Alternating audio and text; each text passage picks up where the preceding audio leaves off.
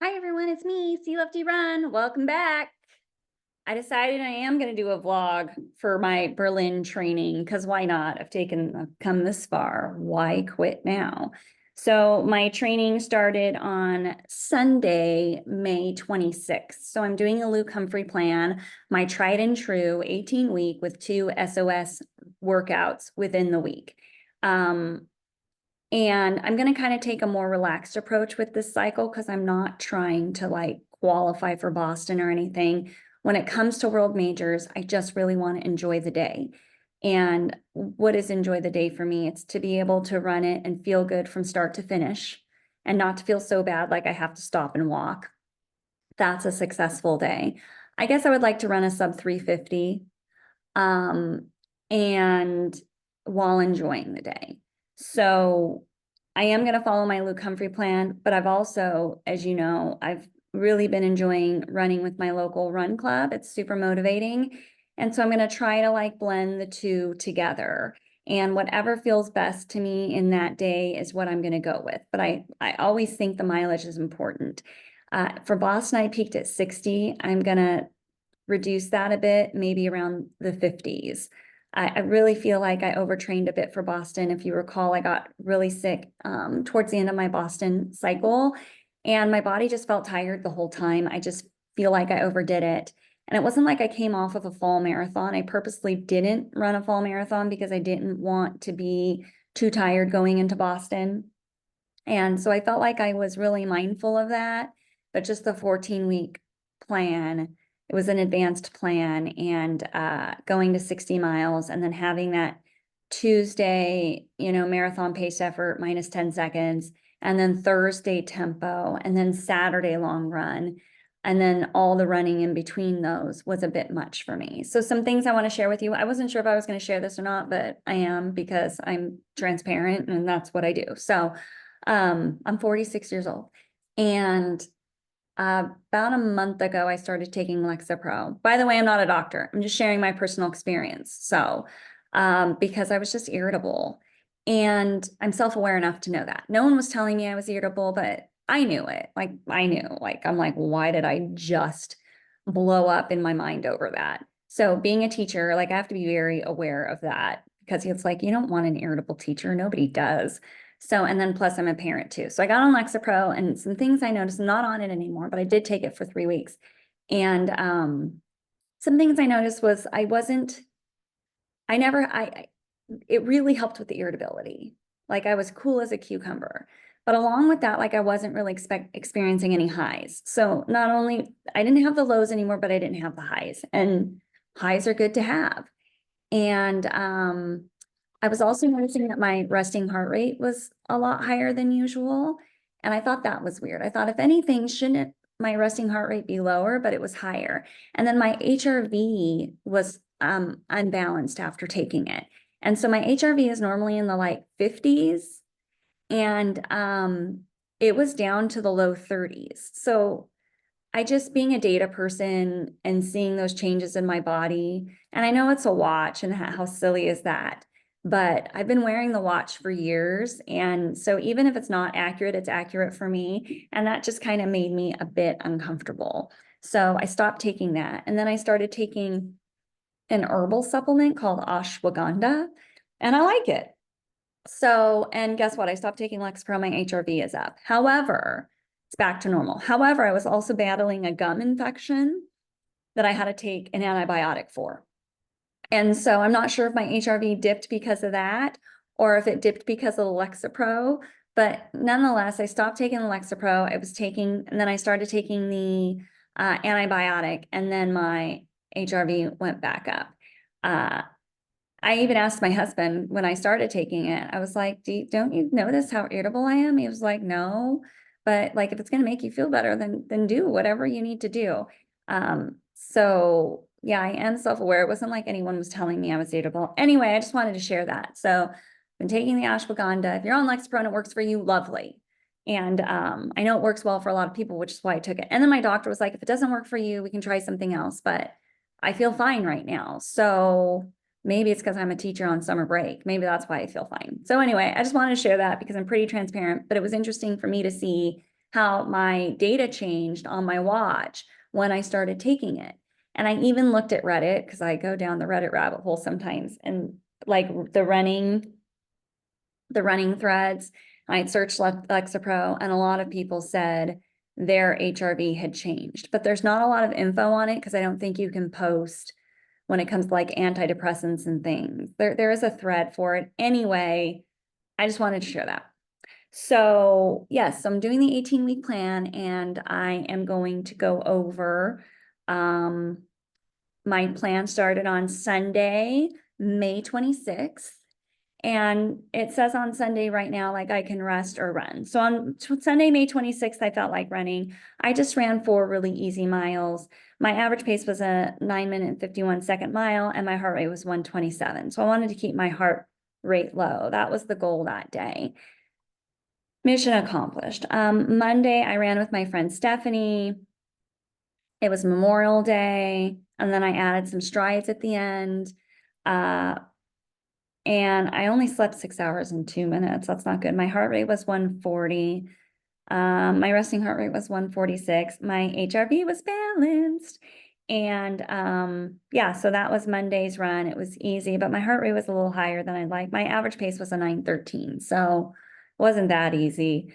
I'm doing this iron series on YouTube with Caroline Jervan. Really liking it, by the way. It's a great compliment for running. Her videos are only 30 minutes. And I'm always kind of sore the next day, not inappropriately sore, but sore meaning I worked.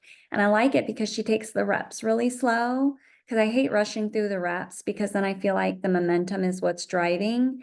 And so she's really slow with the reps, and I like it. So anyway, Caroline Jervan, Iron Series, I'll put a link at the bottom if you're interested. It's 6 weeks. And every day is a different body part, like quads or abs or arms, so she shifts it around a lot. So that was Monday. We're only on Monday. Tuesday, I've been going to my runner's high track.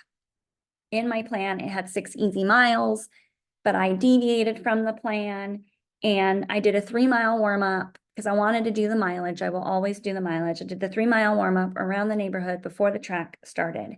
And the workout was 1 400, 1 800, and 3 1200s.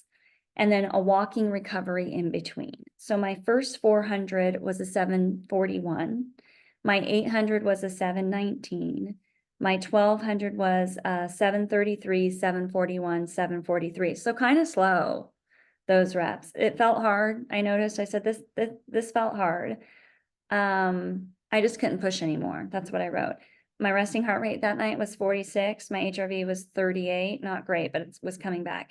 I only slept for 6 hours and 44 minutes. By the way, I got this handy little running journal. It's called Happy Hour, and it's my running journal. And I've been writing all my runs down in this, and I like it. So that was Tuesday. So Wednesday is supposed to be an off day with my Luke Humphrey plan. Well, Wednesday, there's a group called AREC, and they run in Naples, Long Beach. And it's a 5-mile, you can do 3, 4, or 5 miles with them. And I do 6. So we've been running in Naples from a place called Mulaney's. And I like this run because it forces me to kind of run a little bit out of my comfort zone. So, because the people are kind of speedy. And I feel like with track on Tuesday, I should probably take Wednesday. Wednesday's a rest day normally, or I should, if I'm going to run, I should run it easy. So I'm breaking this rule. So track is hard, and then AREC is hard. So I'm doing 2 hard in a row. But I figure with track, it's only 3 miles of speed, and there's recovery in between. So I'm going to see how it goes. So on Wednesday night, it was a bit windy, I noted. My average pace was an 8:38. My heart rate was 150. I did a 1-mile warm up first before I met with the crew, and then I pushed the 5 miles. So my first mile was 9:22. It was a warm up mile. Then I did 8:37, 8:23, 8:33, 8:22, 8:33. So it's interesting how I kept bouncing back and forth between 23 and 33. There's a small, like, over the water bridge. And like I said, it was windy. So anyway, I had fun. Then we go out afterwards and we get a drink. It completely eliminates the run. Thursday, I did only 4 miles on Thursday. And And then my pace was a 9:55. My heart rate was a 134. And I wanted to keep it very easy because I did the Wednesday night run. So, and then I did another Iron Series workout. So I'm trying to do the Iron Series stuff every other day. Friday, I took an off day because on Saturday I raced a 10K, which I'm going to tell you about. Because at the beginning of the Slough Comfrey plan, the first 6 weeks you're just building base, and there's definitely one rest day and the other one is optional. So the rest days are Wednesday and Sunday optional. So I'm kind of like, I did my rest day on Friday instead of Wednesday. I pushed it to Friday because I knew I was racing this 10K. So, I race this 10K every year. It was a course PR for me, which was great. Last year, I think my average I did it in over 50 minutes, was like 50 minutes, 25 seconds. I think my average pace was an 8:03. It was a bit more humid last year. I remember that. So this year, yeah, course PR. I finished it in 49 minutes and 50 seconds. My average pace was a 7:58. I was first in my age group and my heart rate was a 158. So that was cool to get first in my age group. My friend Leanne did the 10 miler. I trained with her. She's amazing. She did the 10 miler and then the 5K, and she did the 10 miler and like, I think her average pace was like 7:28. And then she did the 5K in a dinosaur costume, and we're the same age and she's amazing. But I thought, whoo, good thing she wasn't in my category for the 10K, or she would have like blew me out of the water.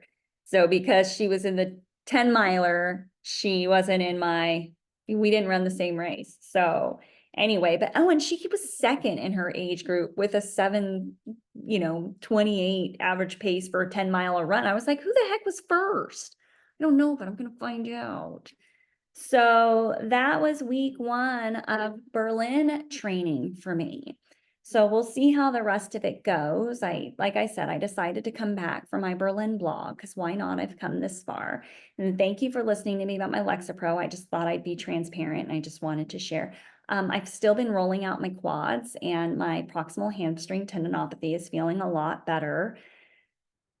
So yeah, so I'm kind of up in the air with this cycle, and I think that's okay sometimes to be up in the air. I'm a little burned out on the marathon, not gonna lie.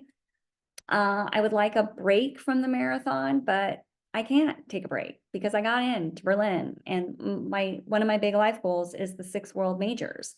So I'm not gonna put that aside and not do it. And I always say your health isn't guaranteed, right? So I'm feeling good. I need to do it while I'm healthy. I have so many friends right now whose parents are like sick and didn't travel the way they should have. Or now that they can, they're not well enough to because they waited too long. And I don't want to be that person. So I'm going to Germany. I'm going to run a marathon and I'm going to like it. So anyway, I hope all is well with you, and I will come back for week 2 of my Berlin training. Happy running. Bye.